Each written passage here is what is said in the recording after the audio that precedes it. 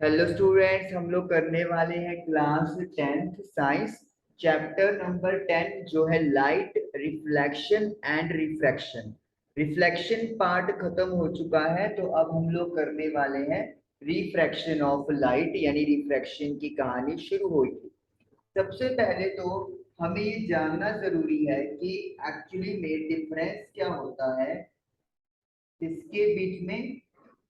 Difference between reflection and refraction, इनके बीच में आखिरकार क्या फर्क है जिसकी वजह से ये दो अलग अलग चीजें बन गई हैं। रिफ्लेक्शन में क्या होता है? रिफ्लेक्शन में मीडियम जो है वो चेंज नहीं होता, यानी कि सेम मीडियम की कहानी चलती है। तो रिफ्लेक्शन का मतलब क्या हो गया?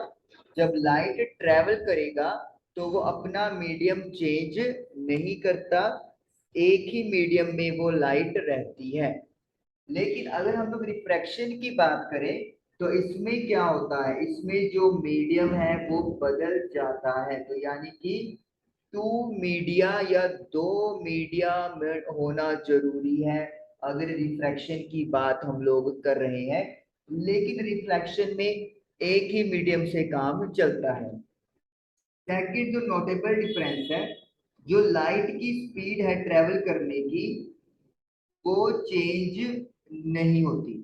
रिफ्लेक्शन में जो लाइट का स्पीड है वो चेंज नहीं होगा, क्योंकि लाइट की जो स्पीड है वो एक मीडियम में सेम रहती है, तो इसीलिए यहाँ पर स्पीड में चेंज नहीं होगा।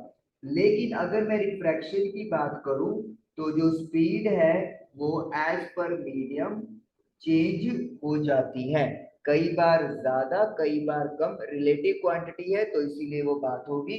तो स्पीड बदलेगी जब लाइट एक मीडियम से दूसरे मीडियम में ट्रेवल करेगा।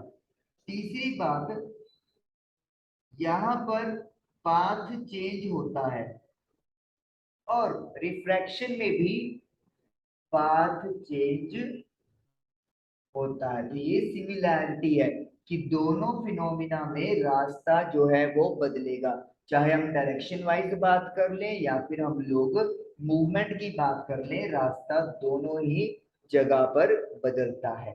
ओके, तो रिफ्लेक्शन हम लोग कर चुके हैं, same media speed not change. तो रिफ्रैक्शन की अब बात होगी, ये क्यों हो रहा है और इसकी डेफिनेशन क्या है वो हम लोग अब बात करेंगे। रिफ्रैक्शन ऑफ लाइट होता क्या है? देखिए, सपोज कर ले मेरे पास दो मीडियम है, एक मीडियम ए है और इधर बी है, और इनको सेपरेट करिए ये वाली एक लाइन। वी कैन से कि ऊपर आपके पास मीडियम एयर है और फिर ये वाटर है, और ये जो लाइन है ये क्या हो गया? इंटरफेस हो गया। किस चीज का इंटरफेस होगा ये इंटरफेस होगा एयर और वाटर का। मतलब जहां पे एयर और वाटर सेपरेट हो गए, या फिर कह सकते हैं कि जहां पर एयर और वाटर ने एक कॉमन सरफेस बना दी, तो दिस इज इंटरफेस। ये पूरा ए है और इस लाइन के नीचे पूरा वाटर मीडियम है। ये मैंने ड्रॉ कर दी एक परपेंडिकुलर लाइन, जिसे आप फिजिक्स में इस क्वेश्चन के लिए नॉर्मल कहते हैं। अब सपोज कर लो रे ऑफ लाइट आ रही है, नॉर्मल के साथ एंगल बनता है रिफ्लेक्शन में भी और रिफ्रैक्शन में भी, तो दिस इज एंगल आई। अब क्या होगा? लाइट को अपना रास्ता बदलना पड़ेगा। लाइट ने अपना रास्ता बदल लिया। क्यों? क्योंकि इस पॉइंट पर, अगर सपोज करो ये पॉइंट ओ है, तो यहाँ पे क्या हो रहा है, यहाँ पर रे ऑफ लाइट को आगे जहां पे ट्रेवल करना है वो मीडियम बदल गया। पहले एयर में था तो आराम से आ रहा था जिस साइड से आ रहा था, लेकिन जैसे मीडियम बदल गया उसे अपना रास्ता अपना पाथ बदलना पड़ेगा, और वो लाइक दिस ऐसे बेंड कर जाएगा। ये ऐसे क्यों बेंड हुआ, वाई, ये सब कहानी आपको समझ में आएगी। लेकिन अभी के लिए क्या है कि ray of light medium change होने पर अपना पाथ बदल लेती है। This is angle R, angle of refraction.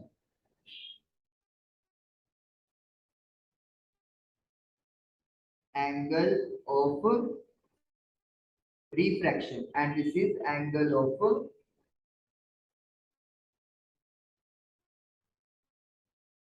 Incidence. तो इस फिनोमिना को we call refraction of light. लेकिन अभी डेफिनेशन में थोड़ी सी कमी है, मैं बताता हूँ। व्हेन लाइट ट्रेवल्स फ्रॉम, इधर लिख ही लेते हैं, इधर लिख लेते हैं, when light travels from one transparent medium to other transparent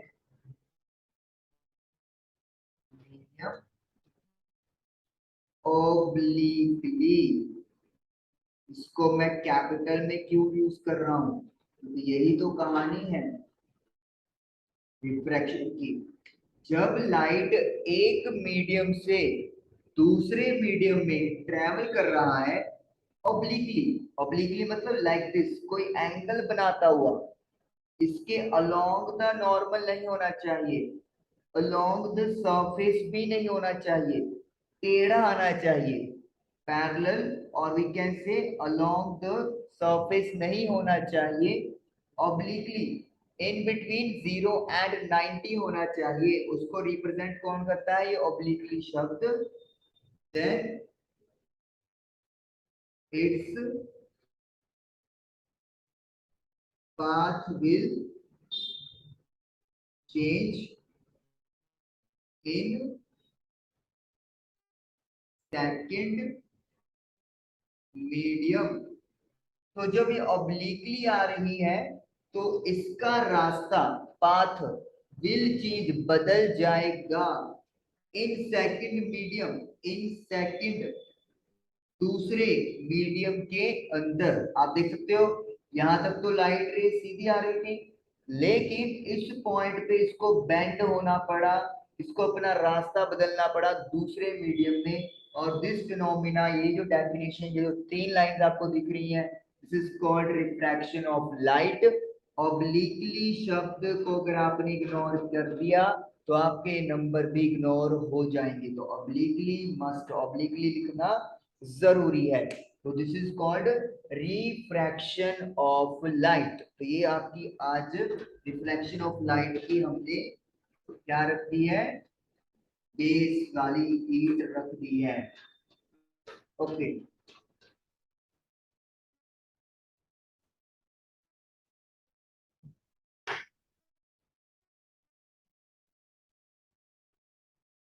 आगे हमसे क्वेश्चन ये बनता है एग्जाम में कि what is the cause of refraction? Cause of refraction, refraction की वजह क्या है? कॉज होता है वजह, क्या कारण है कि आखिरकार जब मीडियम बदल रहा है तो फिर ऐसा क्या हो रहा है कि लाइट को अपना रास्ता बदलना पड़ता है? क्यों आखिरकार रे ऑफ लाइट अपना रास्ता बदल रही है? तो उसका बड़ा सिंपल सा आंसर है, आपकी बुक में दिया हुआ। As light travels from one to another medium, its speed changes and thus diffraction occurs। क्या लिखा है कि as light travels from one to another medium, light एक से दूसरे मीडियम में ट्रेवल कर रही है तो इट्स स्पीड चेंजेस, इसकी स्पीड बदल जाती है, एंड दस रिफ्रैक्शन अकर्स, और इस वजह से क्या हो रहा है?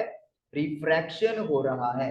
क्योंकि अगर स्पीड बदल गई तो फिर उसे अपना रास्ता बदलना ही पड़ेगा ताकि इन टाइम वो दूसरी जगह पर पहुंच सके, और वो तभी होगा अगर उसका पाथ बदलेगा। बड़ी सिंपल सी बात है, मैं आपको एक बड़ा जो नेटिव एग्जांपल है वो देके बताता हूँ।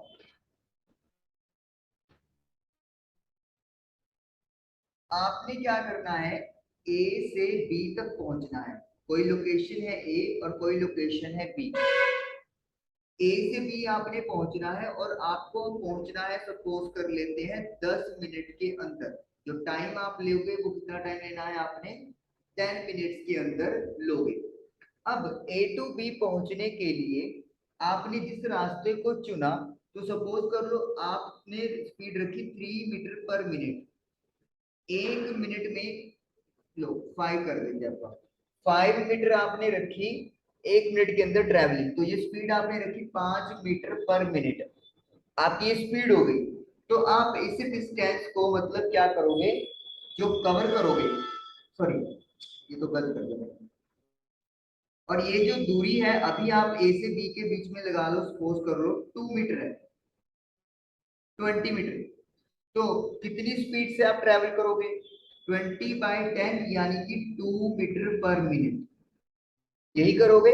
आपने ए से बी 20 मीटर की दूरी तय करनी है, 10 मिनट के अंदर पहुंचना है, और आप अपनी स्पीड क्या रखोगे, 2 मीटर पर मिनट रखोगे। अब सपोज कर लो आपकी जो स्पीड है वो 5 मीटर पर मिनट है, आप 5 मीटर पर मिनट की स्पीड से चल रहे हो, लेकिन आपने पहुंचना उसी टाइम में है, 10 मिनट के अंदर। तो इसका मतलब क्या हो गया, इसका मतलब ये हो गया कि अगर आप 5 मीटर पर मिनट की स्पीड से चलोगे और 10 मिनट के अंदर ही पहुंचना है, तो आपका जो रास्ता है वो कितनी मतलब कितना कवर हो जाएगा, 50 मीटर। जिसका मतलब क्या हो गया, अब आप स्पीड बढ़ा दी है, टाइम वही रखा, तो आप ए से बी पहुंचने का कोई लंबा रूट देखोगे, लंबे रास्ते से जाओगे, ताकि डिस्टेंस बढ़ जाए और आपको उतना ही टाइम लगे ए से बी तक पहुंचने में। समझने वाली बात है यहाँ पे कि आप यहाँ पर टाइम नहीं चेंज कर रहे हो। लाइट जो है वो एक से दूसरी जगह पर जाने का टाइम नहीं बदलेगा। लाइट ने जितना यहाँ पे टाइम लिया उतना ही टाइम उसने दूसरे मीडियम में लेना होता है। तो अब डिस्टेंस और स्पीड बदल रहे हैं, तो जैसे हम लोग यहाँ पे देख रहे हैं, जब उसकी स्पीड कम हुई लाइट की, अब सपोज करो लाइट पे आ जाते हैं, तो उसने डिस्टेंस भी क्या लिया, उसने रास्ता छोटा पकड़ दिया। लेकिन अगर स्पीड लाइट की बढ़ गई, तो फिर उसने रास्ता भी क्या ट्रेवल कर लेना है, बड़ा कर लेना है। और उसकी एकमात्र वजह क्या है, कि वो जो टाइम है वो कम ज्यादा ना हो। टाइम क्योंकि लाइट ने एक जगह से दूसरी जगह पहुंचने का सेम रखना होता है। तो कहने का मतलब ये है कि स्पीड बढ़ गई तो फिर दूरी भी बढ़ा दो, रास्ता ऐसा चूज कर लेगी लाइट कि उसको ज्यादा ट्रेवल करना पड़ेगा। स्पीड कम हो गई तो फिर लाइट वो रास्ता देख लेगी जिसको उसकी दूरी जो है वो कट आउट हो जाए। उसका दूरी कम हो गया तो फिर उसको टाइम भी उतना लगेगा जितना वो पहले बड़े डिस्टेंस से जा रही थी। तो इसीलिए अगर लाइट एक से दूसरे मीडियम में जाती है तो उसकी स्पीड बदलती है, स्पीड के अकॉर्डिंगली वो अपना पाथ बदल देती है, डिस्टेंस बदल देती है, और उसी को we call refraction of light, उसे रिफ्रैक्शन ऑफ लाइट कहते हैं। तो कॉज ऑफ रिफ्रैक्शन, रिफ्रैक्शन की वजह भी आप लोगों को क्लियर हो गई। उसके बाद बात करते हैं कि किसी मीडियम में स्पीड बढ़ जाती है लाइट की, किसी में कम हो जाती है। आखिर उन मीडियम्स को कहते क्या है और एक्चुअली में वो होते क्या है। हमारे पास हमेशा दो मीडियम मिलेंगे कंपेयर करने के लिए। एक को हम लोग नाम देंगे रेयरर मीडियम, और एक को नाम देंगे हम लोग डेंसर मीडियम। अब सिंपल बात करें तो रेयरर मीडियम में क्या होगा, यहाँ पर जो लाइट की स्पीड है वो बढ़ जाती है। आपके पास दो मीडियम है, दो मीडिया है, अगर जिसमें लाइट की स्पीड ज्यादा होगी उस मीडिया को we will call rarer medium. लेकिन जिस मीडियम में लाइट की स्पीड कम होगी उसे we will call denser medium. तो इसका मतलब क्या है, जो डेंसर मीडियम है उसमें जो स्पीड है लाइट की वो कम हो जाएगी। अब ये नहीं है कि कोई मीडियम फिक्स होता है कि वो डेंसर है या रेयर है, ऐसा कुछ नहीं है। सिर्फ वैक्यूम या एयर को छोड़ के बाकी कोई मीडियम में डेंसर या रेयर आप नहीं कह सकते, क्योंकि ये कंपैरिजन करके पता चलता है। जैसे सपोज कर लो, अभी मैं डाटा पे नहीं जाऊंगा, सिंपली आपको बताऊंगा कि किस तरीके से बात कर रहा हूँ। मेरे पास है वाटर, गिलास, एंड डायमंड, ये तीन मीडिया है मेरे पास। अब अगर मैं वाटर और ग्लास को कंपेयर करूं, अगर मैं वाटर और ग्लास को कंपेयर कर रहा हूं, तो जो वाटर है वो यहाँ पर रेयर मीडियम है, और जो ग्लास है वो यहाँ पर डेंसर मीडियम है। किसको कंपेयर कर रहे हैं अपन? वाटर एंड ग्लास को। यानी वाटर के अंदर लाइट की स्पीड ज्यादा होगी और ग्लास के अंदर जो लाइट की स्पीड है वो कम होगी। अपन इन दो को कंपेयर कर रहे हैं। लेकिन अगर मैं ग्लास और डायमंड की बात करूं, तो ग्लास जो है वो रेयर मीडियम में काउंट होगा और डायमंड जो है वो डेंसर मीडियम में काउंट होगा। यानी कि ग्लास में स्पीड ज्यादा होगी एज कंपेयर टू डायमंड, क्योंकि डेंसर होने की वजह से स्पीड कम है। अब आप क्लियर कर देखिए, ग्लास जो है डेंसर भी हो गया, ग्लास रेयरर भी हो गया। क्यों? क्योंकि डिपेंड करता है कि इसको किसके साथ कंपेयर कर रहे हैं। आपके 96% मार्क्स आ गए। अगर आप इसको कंपेयर करोगे 98 वाले के साथ, तो आपके नंबर क्या हो गए? कम हो गए। अगर आप इसको कंपेयर करोगे 95% वाले के साथ, तो आपके नंबर ज्यादा हो गए। तो यानी कि 96% कम या ज्यादा नहीं है, डिपेंड करता है कि आप कंपेयर किसके साथ करना चाहते हो। तो वही सीन यहाँ पे है, रेयरर और डेंसर के बीच में, कि कंपेयर किया जा रहा है कि कौन सा मीडियम दूसरे के विद रिस्पेक्ट रेयरर या डेंसर होगा। ओके, तो रेयरर मीडियम में क्या याद रखना है कि स्पीड बढ़ जाती है और डेंसर मीडियम में स्पीड कम हो जाती है। ये तो हो गया एक पॉइंट। अब लाइट कैसे बेंड करती है अब उसकी बात करेंगे।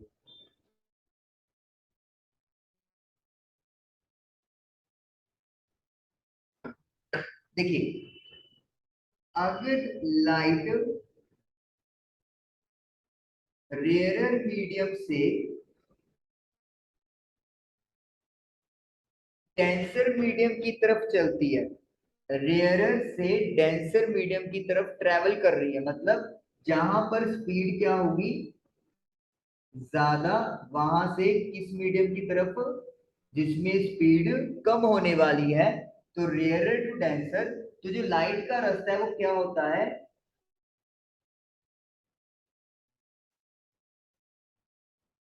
Bends towards the normal. तो वो नॉर्मल की तरफ झुक जाती है, नॉर्मल की तरफ मुड़ जाती है। जैसे मैं यहाँ पे आपको एक समझाता हूँ बना के। सपोज कर लो, यहाँ पर जैसे एयर है और यहाँ पर वाटर है, जो स्टार्टिंग में आपको बताया था वही आप सपोज कर लेते हैं। ये जो डॉटेड लाइन है दिस इज नॉर्मल, क्योंकि नॉर्मल के अलोंग ही हमारे एंगल से चेक होंगे। तो एयर से रे ऑफ लाइट आ रही है एंगल आई बनाते हुए। अब ये याद रखना है या आगे आएगी बात, एयर जो है वो एक रेयर मीडियम है और वाटर जो है वो एक डेंसर मीडियम है। यानी कि वाटर में लाइट की स्पीड कम हो जाती है और एयर में स्पीड जो है लाइट की वो ज्यादा होगी एज कंपेयर टू वाटर। अब रेयर टू डेंसर हो गया, रेयर टू डेंसर की बात ही कर रहे हैं हम लोग। बेंड्स टुवर्ड्स द नॉर्मल, तो ये नॉर्मल है, तो ये नॉर्मल की तरफ इस तरीके से मुड़ जाएगी। जाना कैसे चाहिए था इसको? लाइक दिस, ऐसे सीधा। लेकिन नहीं जा पाएगी, क्यों? क्योंकि ये जो मीडियम है वो बदल गया है। अब अपने बात की, मीडियम बदल गया, यहाँ पर स्पीड क्या हो गई है? यहाँ पर जो स्पीड है लाइट की वो कम हो गई एज कंपेयर टू एयर। लेकिन लाइट ने तो उसी टाइम पे पहुंचना है, तो उसको क्या देखना पड़ेगा? उसको छोटा रास्ता जाना पड़ेगा।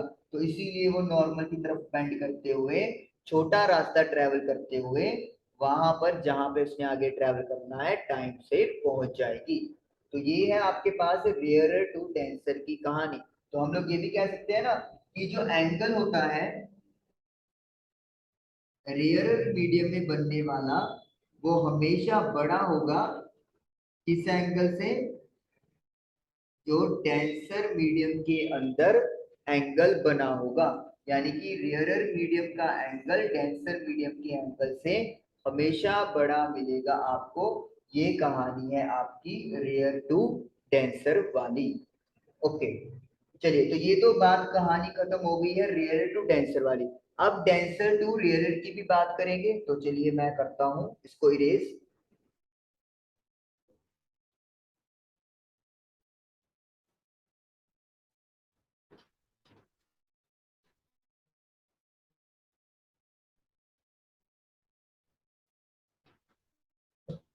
चलिए, तो अब देखिए क्या होगा। अब आप बात करेंगे कि लाइट जो है वो डेंसर से रेयरर मीडियम की तरफ ट्रेवल कर रही है। Denser to rarer medium. Denser का मतलब क्या हो गया कि लाइट की स्पीड कम होगी, और एरर का मतलब क्या होगा कि लाइट की स्पीड बढ़ जाएगी।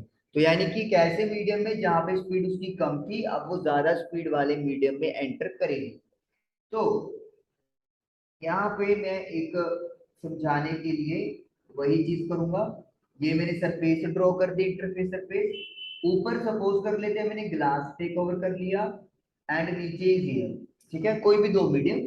ग्लास यहाँ पर डेंसर है एज कंपेयर टू एयर, और एयर क्या हो गया यहाँ पर रेयर। तो ये हो गया कि ग्लास में स्पीड कम होगी, एयर में स्पीड ज्यादा होगी। ये वैसे ही लाइट रे आ रही है, एंगल आई बनाती है। ठीक है।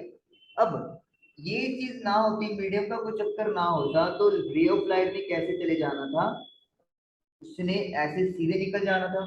लेकिन नहीं हो पाएगा, क्योंकि पॉइंट ओ पर क्या हो गया है, मीडिया बदल गया, मीडियम चेंज हो गया। तो अब लाइट रे क्या करेगी, बेंड्स अवे फ्रॉम नॉर्मल। तो ये जो लाइट रे है वो नॉर्मल से दूर बेंड हो जाएगी, मतलब लाइक दिस,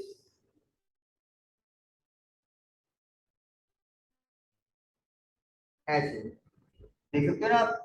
नॉर्मल वाली लाइन से वो दूर चली गई, ये एयर मीडियम है। तो इसका मतलब क्या होगा, जब भी डेंसर टू रेयरर की बात करोगे, तो लाइट रे ने बेंड हो जाना है नॉर्मल से अवे, नॉर्मल से दूर। तो इसी वजह से जो रे ऑफ लाइट है वो नॉर्मल से दूर आ रही है। अब ये क्यों हुआ, अब देखिए, जैसे ग्लास से लाइट एंटर हुआ एयर पे, यहाँ पे उसका स्पीड स्लो था, और यहाँ पे उसकी स्पीड बढ़ गई, इंक्रीज हो गई। लेकिन उसने तो उतने टाइम में पहुंचना है। तो इसका मतलब है लाइट ने देखा कि मैं तो ऐसे तो पहले पहुंच जाऊंगी, तो उसने एक ऐसा रास्ता चुन लिया जिसको कवर करने में उसे ज्यादा डिस्टेंस लेना पड़ेगा। तो इसीलिए वो नॉर्मल से दूर चली गई। जाना तो ऐसे था, लेकिन उसने सोचा थोड़ा ट्रेवल करके चलते हैं ताकि अपना टाइम प्रॉपर हो जाए। तो इसीलिए उसने नॉर्मल से अवे जाना बेहतर समझा, और एंगल आर की वैल्यू ये होगी। तो अब अभी भी कहानी वही रहेगी, रेयरर मीडियम में बनने वाला एंगल जो डेंसर मीडियम में बना हुआ एंगल है उससे हमेशा ज्यादा होगा। पहले देखो आई की वैल्यू ज्यादा थी, यहाँ पर अब आर की वैल्यू ज्यादा हो गई है।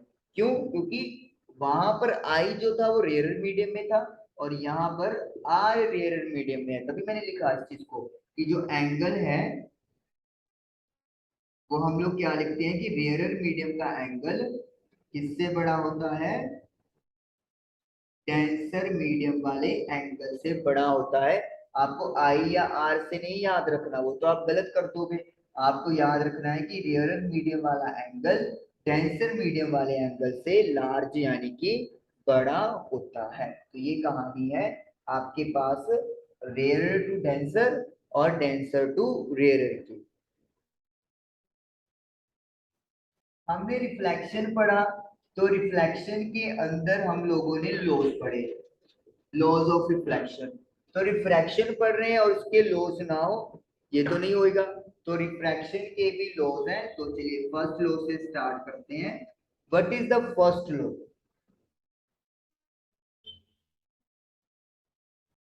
Incident ray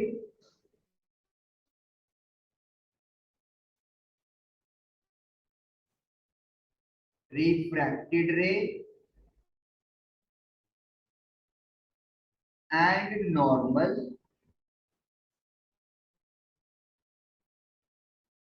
all lie on the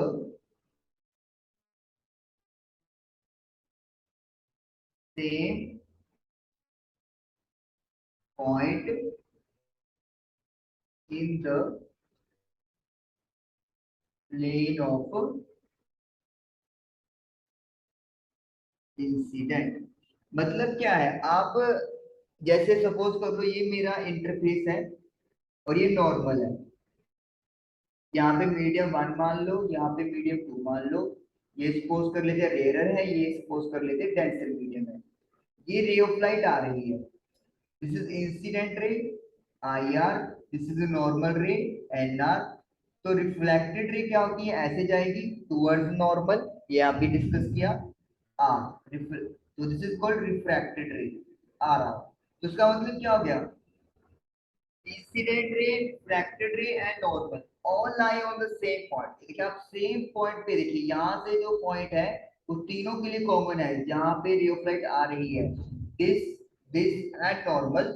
और वो किस प्लेन पे होंगे, in the plane of incidence. जिस मीडियम में रे ऑफ लाइट आ रही है, थोड़ा मॉडिफाई करके मैं यहाँ पे लिखता हूँ डेफिनेशन, पढ़ाई देता हूँ आपको।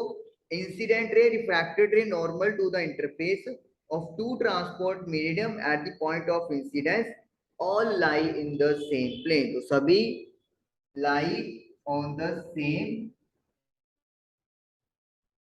plane at the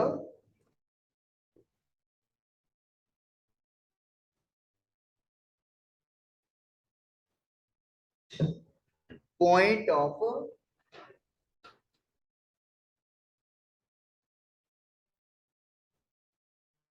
incidence. ठीक है, तो ये सभी एक ही प्लेन में लाई करेंगे, कहां पर, जहां पर पॉइंट ऑफ इंसिडेंस है, मतलब जहां पर रे ऑफ लाइट आ रही है। ओके, सेकंड लॉ क्या है, अब देखिए ये लॉ इंपॉर्टेंट है, इसको वी कॉल स्नेल्स लॉ, क्योंकि इसका अलग से क्वेश्चन भी आता है कि define Snell's law, what is Snell's law, तो ये समझना जरूरी है। ये क्या कहता है, the ratio of tiny of angle, yes, time of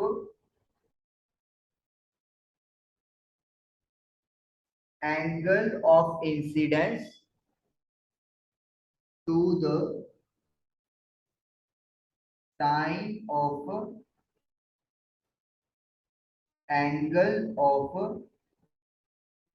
refraction. कहता है ratio of sine of angle of incidence, जब आई आर बना रहे हैं, आई साइन आई लेंगे, साइन थीटा कोस थीटा, जो आपको 10th क्लास में ही है मैथ्स में चैप्टर नंबर 8 में, to that sine of angle of refraction, divide करेंगे उसको साइन आर से, और वो रेशियो क्या होती है, कांस्टेंट होती है for a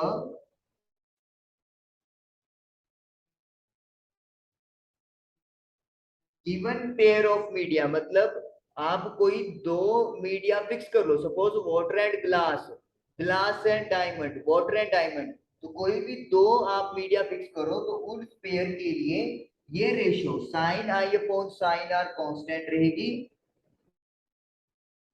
for given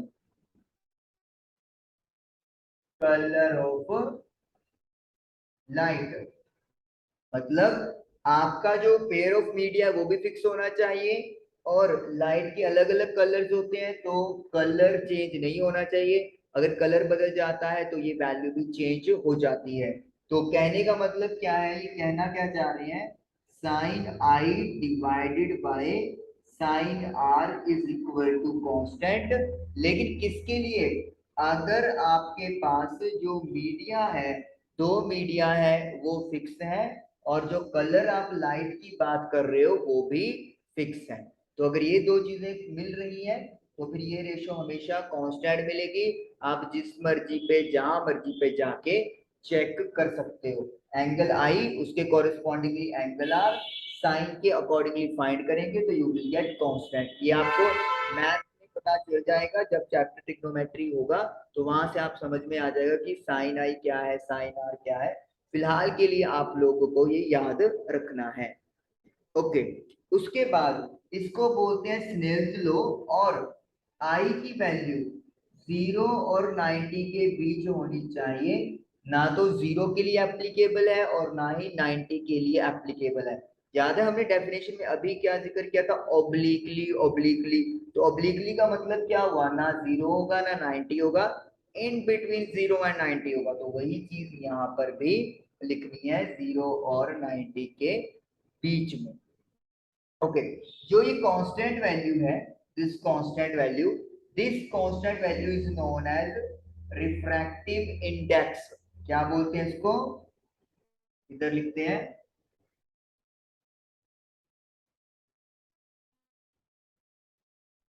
refractive index of medium 2 with respect to medium 1।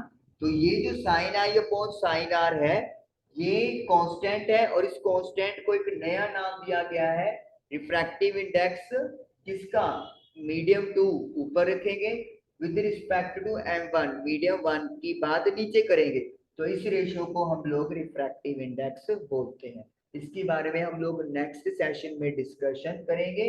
Refractive index होता क्या है, कैसे कोरिलेट हुआ इसके साथ, और क्या कहानी है, वो सारा नेक्स्ट सेशन में हम लोग डिस्कस करेंगे। तो आई होप कि आपको आज लॉज ऑफ रिफ्रैक्शन, डेफिनेशन और रेयरर डेंसर मीडियम की कहानी क्लियर हुई होगी। काइंडली इसको रिवीजन जरूर करें। Thank you for watching the video.